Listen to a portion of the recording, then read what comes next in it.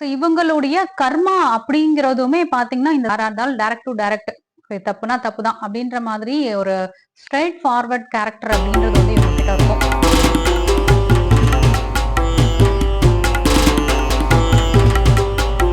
சிவாய நமக.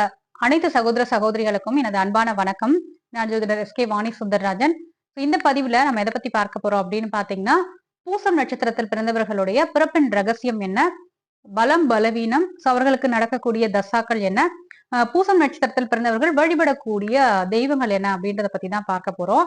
பூசம் நட்சத்திரம் நட்சத்திர வரிசைகள்ல 8வதாக வரக்கூடிய நட்சத்திரம்.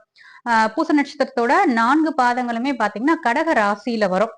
கடகராசிக்கு அதிபதி சந்திரன், பூசம் நட்சத்திரத்தோட அதிபதி சனி பகவான், அதிதேவதை அப்படின்னு எடுத்துக்கிட்டோம்னா பிரகஸ்பதி. அதாவது கிரகங்கள்ல குரு பகவான் இருக்கிறார் இல்லைங்களா, அவர் தான் வந்து இந்த நட்சத்திர அதிதேவதையாக வரக்கூடியவர், பூச நட்சத்திரத்தின் அதிதேவதையாக வரக்கூடியவர். அப்ப சனி பகவான் அப்படின்னு எடுத்துக்கிட்டோம்னா ஒழுக்கம், குரு பகவான் எடுத்துக்கிட்டோம் அப்படின்னா ஞானம். இந்த ஒழுக்கமும் ஞானமும் சேர்ந்த ஒரு அபூர்வ கலவை தான் பூசம் நட்சத்திரத்துல பிறந்தவங்க. பூசம் அப்படின்ற சொல்லுக்கு என்ன பொருள் அப்படின்னு பார்த்தோம்னா ஊட்டச்சத்து அளிப்பவர் அப்படின்றதான் பொருள். இந்த பூச நட்சத்திரத்தோட சின்னம்னு பார்த்தோம்னா பசுவினுடைய மடி.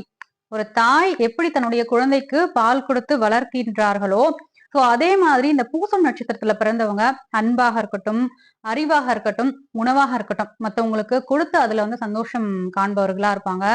இந்த விஷயங்கள் எல்லாத்தையுமே கொடுத்து சோ மத்தவங்களை அரவணைச்சு போறதுதான் இந்த பூச நட்சத்திரத்தோட கர்மாவினுடைய ரகசியம். எல்லாம் குருவான பிரகஸ்பதியோட நட்சத்திரம் இந்த பூசம் அப்படிங்கிறதுனால இயற்கையாகவே உங்களுக்குள்ள பாத்தீங்கன்னா ஒரு டீச்சிங் கேரக்டர் இருக்கும்.